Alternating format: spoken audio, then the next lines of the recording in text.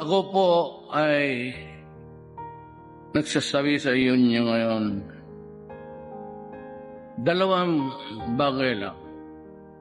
If we do not have peace and order, at if we cannot stop corruption, this government,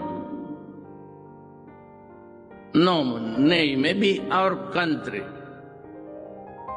will never develop. Baski ibigay mo sa isang tao ang termino ng presidency for 5 terms. Pagbagulo pa tayo after me, or it worsens after me. That if we cannot stop corruption, kawawa talaga ang Pilipinas.